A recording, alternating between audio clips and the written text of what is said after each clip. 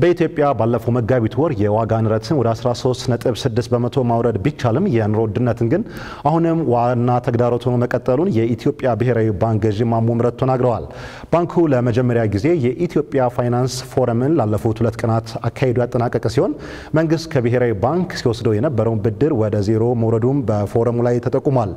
በመሰናዶ ላይ የተለያዩ በፋይናንስ ዘርፍ የተሰማሩ ድርጅቶችም ምርትና አገልግሎታቸውን ለእይታ አቅርበዋል። እኛም ከጥቂቶቹ ጋር ቆይታ አድርገን ነበር። ሀና አብደታ መለስ ብላ ታስቃኘናለች።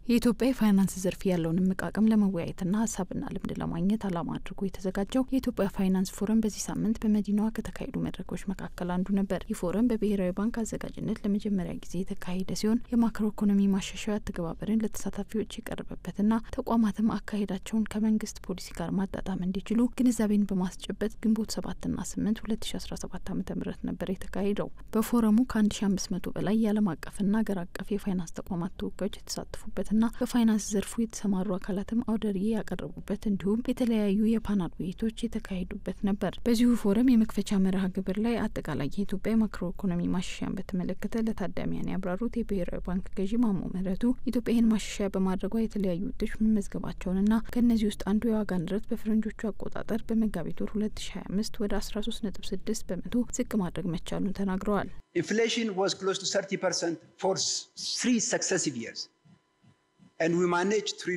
የዋጋ ንረት ላለፉት 3 ዓመታት ወደ 30% የተጠጋ ነበር።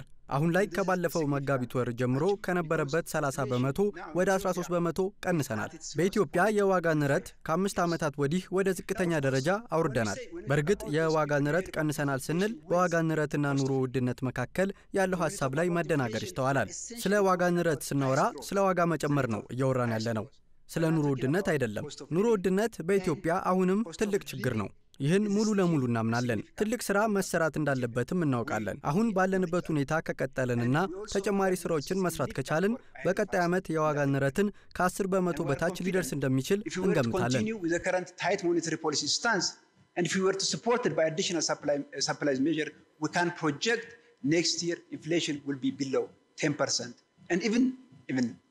የኢትዮጵያ መንግስት ከብሔራዊ ባንክ ሲወስድ የነበረው ብድርም ከ12 ዓመታት በኋላ ለመጀመሪያ ጊዜ በዚህ ዓመት ወደ ዜሮ መድረሱን ጠቁመዋል። በማክሮ ኢኮኖሚ ማሻሻያው የተለያዩ ዘርፎች ለውጭ ኢንቨስትመንት መክፈት መቻሉን፣ የባንኮች እርስ በርስ መበዳደር የሚችሉበት ስርዓት መፈጠሩን፣ የብሔራዊ ባንክ የውጭ ምንዛሪ መጠባበቂያም ከ200% ማደግ መቻሉን ገልጸዋል። እነዚህና ሌሎች ውጤቶች ቢመዘገቡም የኢኮኖሚ ማሻሻያው አሁንም ባለመጠናቀቁ ብዙ የሚቀሩና ትኩረት የሚፈልጉ ስራዎች መኖራቸውን የባንኩ ገዢ ጠቁመዋል።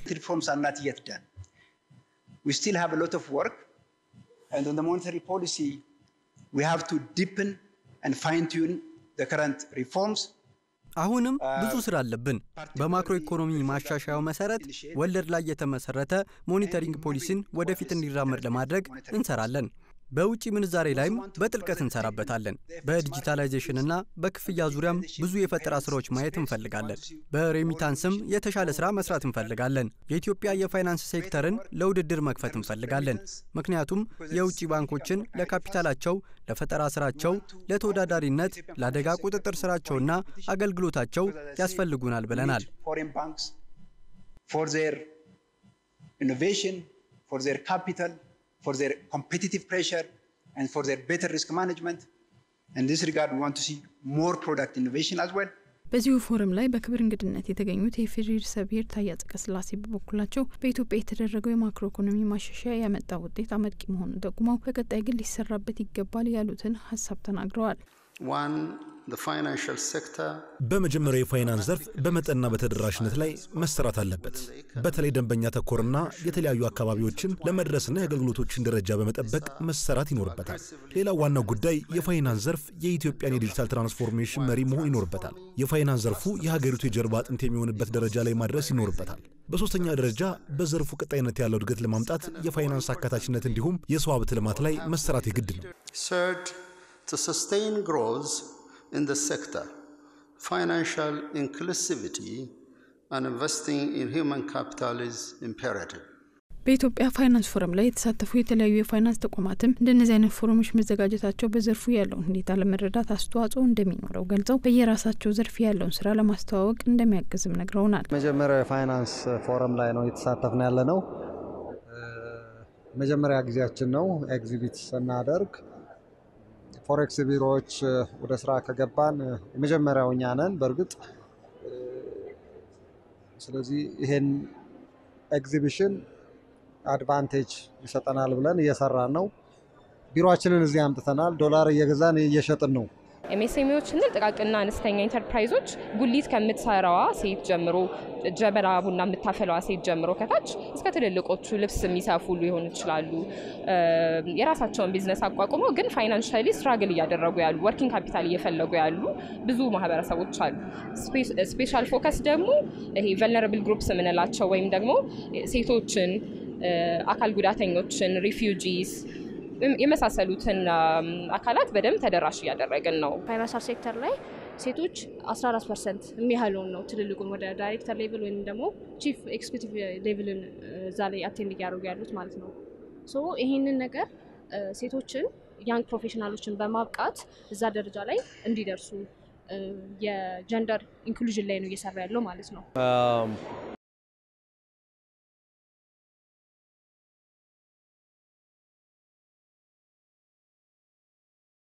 በኢትዮጵያ ፋይናንስ ፎረም ላይ የተሳተፉ የተለያዩ የፋይናንስ ተቋማትም እንደነዚህ አይነት ፎረሞች መዘጋጀታቸው በዘርፉ ያለውን ሁኔታ ለመረዳት አስተዋጽኦ እንደሚኖረው ገልጸው በየራሳቸው ዘርፍ ያለውን ስራ ለማስተዋወቅ እንደሚያግዝም ነግረውናል። መጀመሪያው የፋይናንስ ፎረም ላይ ነው የተሳተፍን ያለ ነው።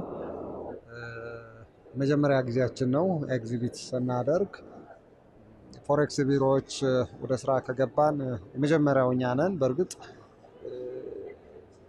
ስለዚህ ይሄን ኤግዚቢሽን አድቫንቴጅ ይሰጠናል ብለን እየሰራን ነው ቢሮአችንን እዚህ አምጥተናል ዶላር እየገዛን እየሸጥን ነው ኤምኤስኤምኢዎችና ጥቃቅንና አነስተኛ ኢንተርፕራይዞች ጉሊት ከምትሰራዋ ሴት ጀምሮ ጀበና ቡና የምታፈላዋ ሴት ጀምሮ ከታች እስከ ትልልቆቹ ልብስ የሚሰፉ ሊሆኑ ይችላሉ የራሳቸውን ቢዝነስ አቋቁመው ግን ፋይናንሻሊ ስትራግል እያደረጉ ያሉ ወርኪንግ ካፒታል እየፈለጉ ያሉ ብዙ ማህበረሰቦች አሉ ስፔሻል ፎከስ ደግሞ ይሄ ቨልነራብል ግሩፕስ የምንላቸው ወይም ደግሞ ሴቶችን አካል ጉዳተኞችን ሪፊውጂስ የመሳሰሉትን አካላት በደም ተደራሽ ያደረገን ነው ፋይናንሻል ሴክተር ላይ ሴቶች 14% የሚያህሉን ነው ትልልቁን ወደ ዳይሬክተር ሌቭል ወይም ደግሞ ቺፍ ኤክስኪዩቲቭ ሌቭልን እዛ ላይ አቴንድ ያደርጉ ያሉት ማለት ነው ሶ ይሄንን ነገር ሴቶችን ያንግ ፕሮፌሽናሎችን በማብቃት እዛ ደረጃ ላይ እንዲደርሱ የጀንደር ኢንክሉዥን ላይ ነው እየሰራ ያለው ማለት ነው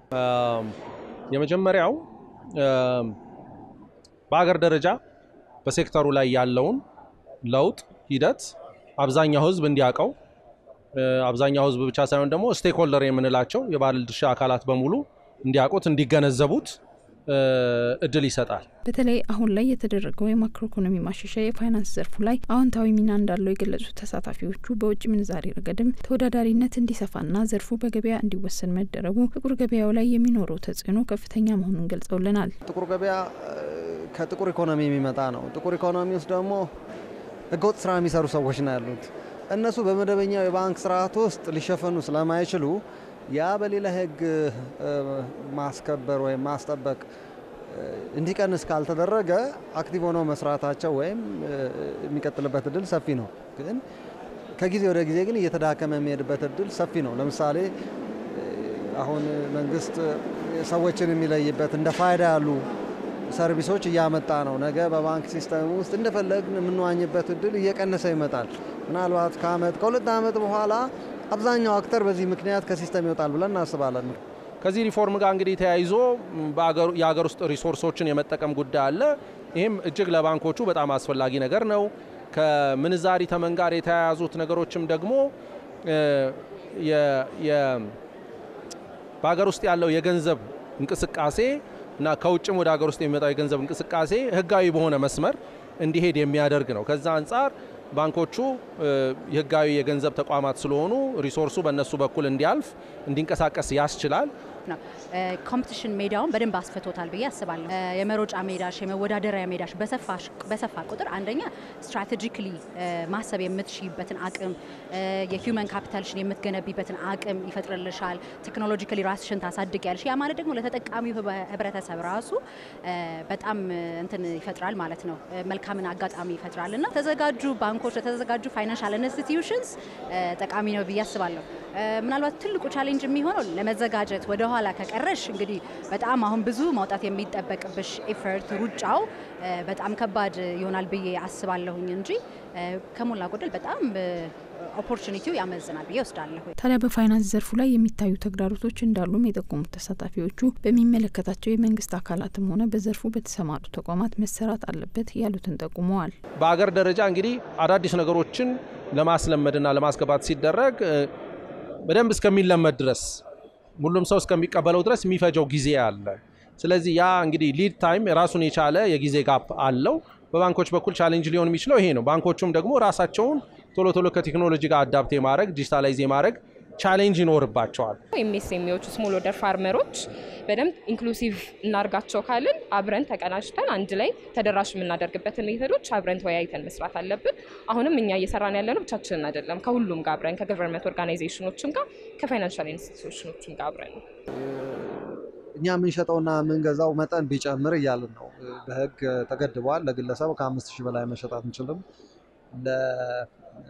ስንገዛም ከ10000 በላይ መግዛት አንችልም እና እነዚህ አይነት የፖሊሲ ማሻሻያ የሚያስፈልጋቸው ነገሮች መልስ ቢያገኙ ሞር ኦፍ የኛ ስትሮንግ መሆን እዛ አካባቢ ሳይወድ በግድ እየሄደ ያለውን የህብረተሰብ ክፍል ሊቀንሰው ይችላል ብለን እናስባለን።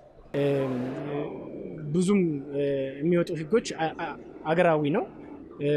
እሱ ላይ ሳይሆን ሞር ባንኮች ግን ሁልጊዜም ጥንቃቄ በተሞላበት እንዲሁም ደግሞ ራሳቸውን በማስተካከል መስራት እንዳለባቸው ነው የሚታየኝ ማለት ነው። ከዚህ ፎረም ጎን ለጎንም የተለያዩ የፋይናንስ ስምምነቶች ተፈርመዋል። ብሔራዊ ባንክና የአውሮፓ ኢንቨስትመንት ባንክ የአረንጓዴ ፋይናንስ ሲስተም ፕሮግራም ላይ ያተኮረ የቴክኒካል ድጋፍ ስምምነት የተፈራረሙ ሲሆን ከዚህ ቀደም የዓለም ባንክ የፋይናንስ ዘርፉን ለማጠናከር አጽድቆት የነበረው የ$700 ሚሊዮን ፕሮጀክት የፋይናንስ ስምምነት በዚሁ ፎረም ላይ በይፋ ተግባራዊ መሆኑ ተነግሯል። በዚሁ ፕሮጀክት የኢትዮጵያ ንግድ ባንክ፣ የልማት ባንክ እንዲሁም ብሔራዊ ባንክም የቴክኒካል ድጋፍ እንደሚያገኙ የተገለጸ ሲሆን በአሁኑ ወቅት ዓለም ባንክ $253 ሚሊዮን መልቀቁንና ብሔራዊ ባንክ በሚቀጥለው ሳምንት ይህን ገንዘብ ለንግድ ባንክ እንደሚያስተላልፍ ተናግሯል። በሌላ በኩል ከዚህ ቀደም የመንግስት ግምጃ ቤት ሰነድን ይገዙ የነበሩት ባንኮችና የጡረታ ተቋማት እንደነበረ የጠቆመው ብሔራዊ ባንክ አሁን ላይ ለመጀመሪያ ጊዜ የኢትዮጵያ ኢንቨስትመንት ሆልዲንግስ የ7 ቢሊዮን ብር የመንግስት የግምጃ ቤት ሰነድን መግዛቱን አሳውቋል።